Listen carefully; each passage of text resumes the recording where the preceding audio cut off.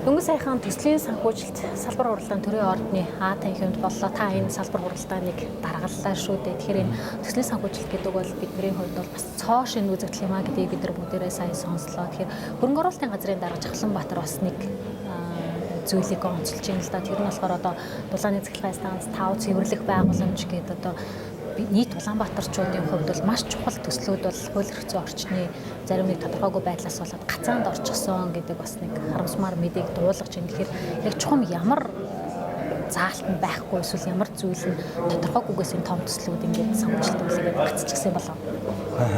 За ерөнхийдөө бол хууль эрх зүйн орчин маань жоохон бүрхэг тодорхойгүй байгаа. Тэгээ хамгийн гол одоо эрсдэл нь юу вэ нэ гэхээр төслийн санхүүжилт маань өөрөө онцлогтой хөрөнгө оруулалт юм л да.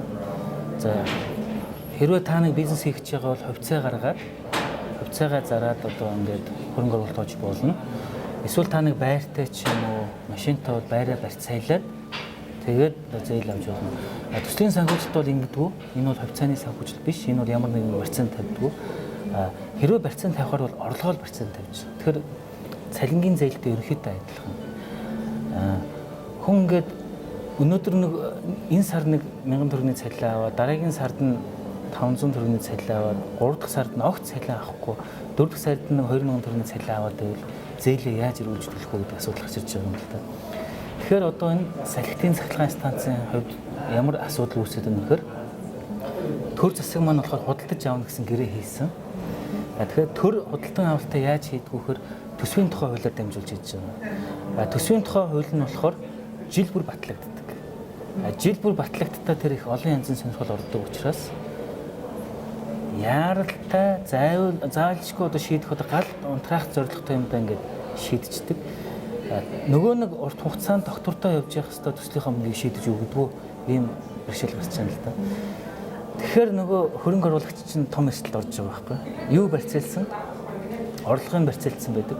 Гэтэл тэр орлогын төсвийн тухай хуулиар санхүүжүүлэх хэрэгтэй байдаг. Төсвийн тухай хууль маань жил болгон өөрчлөгдөхдөө тэрийг харгалзахгүй. Тэгэхээр би одоо банк бая гэж бодлоо л да.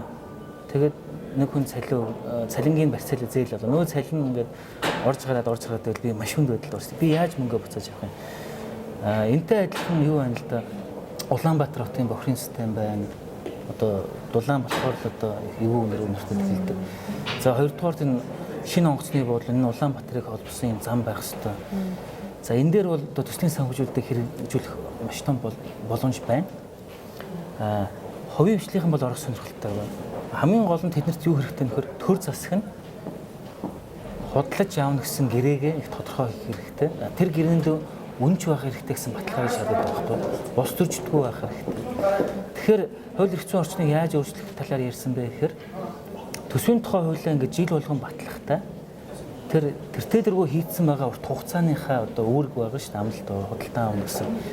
Тэрийг ямар нэгэн байдлаар оруулдаг тийм механизмыг суулгахгүй болохгүй юм байна гэдэг сэдвэр бол ярьсан л да. Энэ бол үнэхээр чухал. Яг л төслийн санхүүжилтийн маань өөрийг нь онцлог болохоор энэ бол их хямдхан байдаг.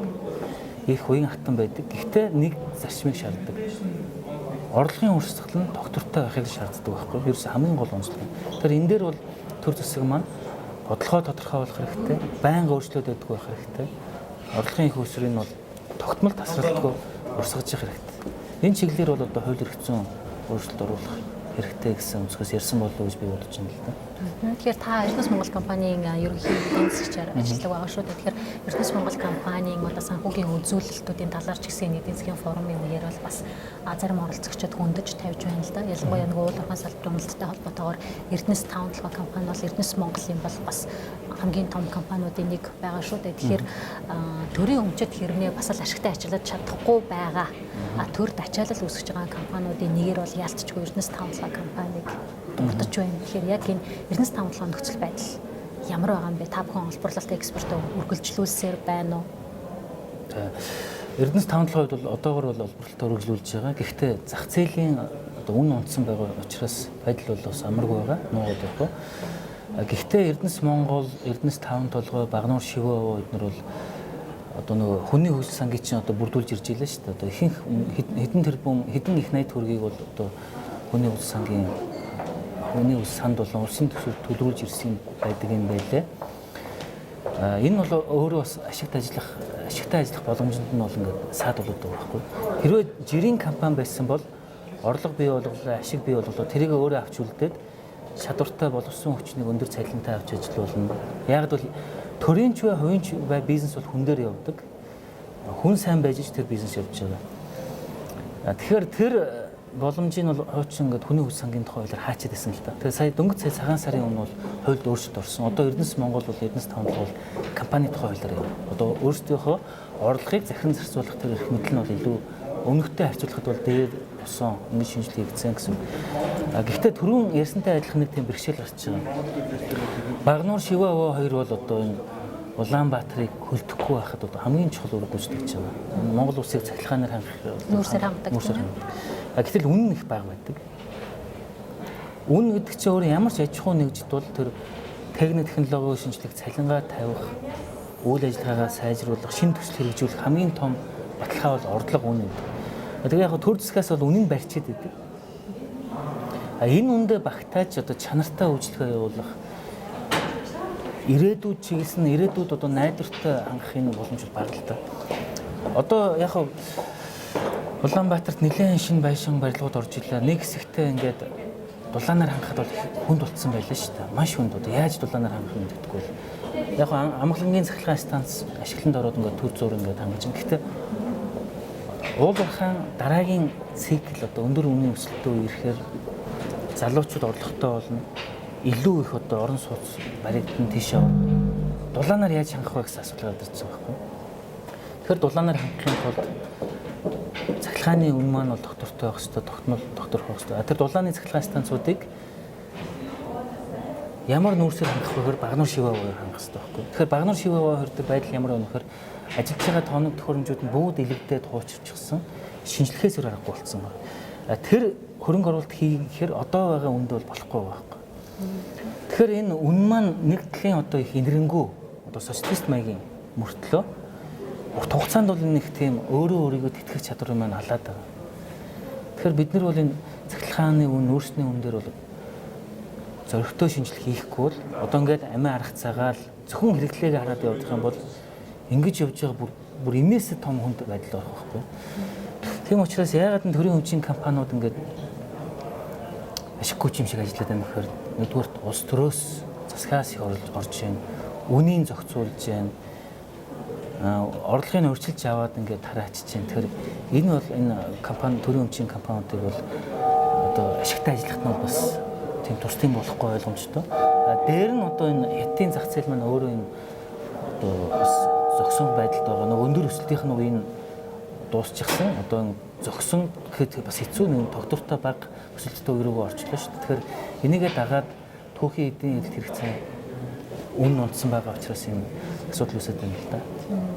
Иргэд бол яг цахилгаан дулааны үн өсөж байгаад бол бас зарим нь бухимдалтай л байж байгаа тийм. Яг сар болгон бид нар мөнгө төлж байна. Багнуур Шиваавагийн би Шиваава дээр санаж Оросын холбооны улсаар төмөр замаар нүүрс тээвэрлээд Бүгд найрамд гарсан Солонгос ард улсын Рашин бомбдоор дамжуулаад өмнөд Солонгост нүрс нийлүүлэх нэг туршилтын төсөл өнгөрсөн жил эхэлсэн. Их сайхан мэдээ байсан. Энэ туршилт ямар шатанд аяа юм болов? За яг нэг үг би сайн мэдэхгүй. Ягаад гэвэл бас Эрдэнэс Монголд орох удаагүй байна. Бүх төслүүдтэй бол танилцж амжааг байгаа. Гэхдээ бол шинэ төслүүдийг бол дэмжин.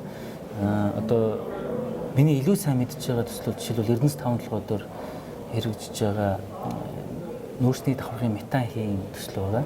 Энэ бол яг хуу тэнд байгаа метан хийг одоо гаргаж ирээд эрчим хүч болгож хургах юм ирээдүйтэй тийм төсөл байгаа. За Багнуур Шиваава дээр бол цахилгаан станц барих, нүүрсийг одоо шингэрүүлэх, хийжүүлэх, нүүрсийг илүү одоо боловсруулад бэрхгээд үйлдвэрлээд илүү нөгөө хорт утаа багтаа ийм одоо төлш үйлдвэрлэх шахмал төлстэй ийм төслүүд бол одоо хэрэгжих боломжтой байгаа. Энэний бол судалгааны ажлууд бол хийгдэж байна. Тийм үү. Тэгэхээр төслүүдийн санхүүжилт та бүхэн нэг сая төслийн санхүүжилт гэж ярьсан шүү дээ. Их усүр нь хаанаас байх юм? Төслийн санхүүжилт яаж санхүүжлэх вэ гэхээр зээлээр санхүүжүүлж болж байгаа. Хэрвээ үн арай өндөр худалдан авалтын тогтмол байх юм бол төслийн санхүүжилтээр санхүүжлэл л дээ. За Шиваавагийн цахилгаан станцын хувьд бол одоо гол худалдан авагч болсон Хятадын тал бол их сонирхож байгаа. Хэрвээ Хятад руу эрчим хүчийг экспортлж чадах юм бол орлого нь тодорхой найдвартай учраас Хятадын банкуд ч өөрсдөө санхүүжүүлээд бас зарим үед Хятадын одоо бүтээн байгуулагч нар орж ирж ажлын байр бий болох. Яг бол Хятадын Экзим банк, ер нь аль ч улсын Экзим банк одоо хөгжлийн банкуд байгаа юм л да. Америкийнх ч вэ, Австралийнх ч вэ, Герман ч вэ, Япон ч вэ, Солонгос ч вэ, Хятадын банк ч вэ. Энэ хөгжлийн банкуудын нэг тийм юу гэдэг юм бэлээ. Одоо нэг тавьдаг шаардлага гэх юм да.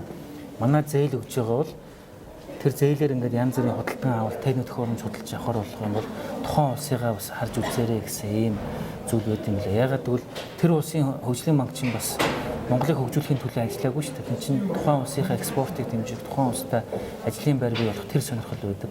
Манайд бол төслийг хэрэгжүүлэх сонирхол байдаг. Тэгэхээр ингээд харилцан ашигтай байдлаар санхүүжүүлэх боломж нь бол нээлттэй.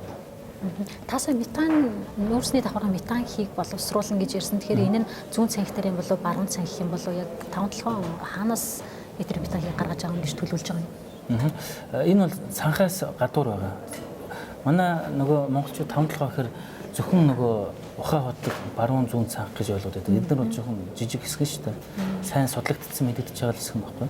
Эндээс гарцсан Бортыг онч гэдэг олон газрууд байгаа. Одоо ордын жижигхэн хэсэгт хийсэн төслөл дөө. Тэгэхээр одоогоор мэдэгдэж байгаагаар бол тэнд илрээд байгаа таамаг нөөц бол Улаанбаатарыг бол 100 жил 40-с 100 жил бол цэцлэгаан станц барилаа гэхэд тэрийг бол хангах нөөц байна л гэж байгаа. Гэхдээ энэ дэр бол бас бодолтой хандахгүй болохгүй. Яг гэвэл тэр 5-7-оос гарч иж байгаа метагийг Улаанбаатар руу авчрах тэр хийн хоолон зардал бол маш өндөр байгаа. Хоёрдугаар бид Багнуур шивээс дэмжиж байх хэрэгтэй. Тэр айлхаар экспорт руу гарч байгаа тохиолдолд бид нар бас массын өргөн хэмжээгээр үйлдвэрлэлөөр шилжүүлэх хэрэгтэй байгаа. Яг одоогийн байдлаар эднэс 5-7 дээр бол энэ бол одоо манайх ярьдаг пайлот буюу одоо туршилтын үйлдвэр явуулж байгаа. Их боломжтой байна гэдэг л хэрэгжүүлж байгаа. Тэгэхээр 5-7 талаар дахиад асуумаар байна. Одоо энэ улс төрчдийн дунд бол хэрүүлийн айлан болоод байгаа энэ 5-7 төсөл ер нь ойрын хугацаанд хэрэгжих боломж болцоо нь юу байгаа юм бол өнөөх Sumitomo Хятадын China одоо бас нэг консорциум байсан шүү дээ. Гурван талын те Япон, Монгол, Хятадын одоо Монголын талаас бол энержи ресурс байсан. Энэ консорциумаар одоо хүчинтэй хിവэр байгаа юу? Одоо гадны талууд одоо Хятад, Японы талууд одоо ч гэсэн одоо үн унсан байгаа ч гэсэн энэ орт дээр хөрөнгө оруулах сонирхол нь хിവэр байгаа юм болов. За энэ төсөл маань өөрөө тийм өрмөц их төвөгтэй олон талын ашиг сонирхол орцсон ийм төсөл байгаа. Тийм учраас би одоо нөгөө гадаадын хөрөнгө оруулагчдын өмнөөс тэдний байр суурийг тайлбарламааргүй байна. Би зөв өөрийнхөө мэдэх хэмжээнд тайлбарлахад одоогор бол Эрдэнэс 5-7 маань олборлолтоо хийж гин гадагш гаргаж гаргаж байна. За ухаан удаг дээр ч энержи ресурс гаргаж байгаа юм билээ. Жижиг 5-7 ажиллаж байна. Тэгэхээр 5-7 төсөл маань уг нь бол яваад байгаа байхгүй. Тэнд байгаа баяжуулах үйлдвэр уурхайн хүчин чадлууд бол хүчин чадалтай хүрээгүй ч одоо хэвийн хэмжээнд бол ажиллаж байна л да. Тэгэхээр 5-7 төсөл огт зогссон юм шиг бол ойлгож болохгүй. Ажлууд бол хийгдэж байгаа. Том хөрөнгө оруулалтын асуудал бол мэдээж их олон хүчин зүйлээс шалтгаална л да. Нүүрсний үн унчаад байгаа учраас бас хөрөнгө оруулагч нар бол бас жоохон том эрсдэлтэй алхам хийхдээ бас жоохон болгоомжтой байна. Хоёрт хамгийн гол нь бол энэ дээр стратегийн орд учраас энэ улсын хурлаас ямар нэгэн байдлаар одоо хамаарч байгаа хуулиараа. Тэгэхээр улсын хурал дээр улс төрийн зөвшөлтчил бол гарсан байх шаардлагатай. Энэ зөвшөлтчил маань бол хэд төвшөнд явж байгааг би сайн мэдэхгүй байна. Тэгэхээр ийм хоёр хүчин зүйлийн улмаас би одоо шууд тодорхой хариулт өгөхөд бол хэцүү байна л да. Эрдэнэс 5-7 бас олсон орлогынхаа дийлэн хувийг Чалко компанид одоо урьдчилж авсан зээлийнхээ төлбөрт шилжүүлдэг байгаа шүү дээ. Хамгийн сүүлд бол 110 сая долларын өр үлдсэн гэдэг мэдээлэл байсан. Яг энэ үнийн дүнгийн талаар мэдээлэл. Тийм 110-120 сая долларын үлдэгдэл бол байгаа. За танд баярлалаа.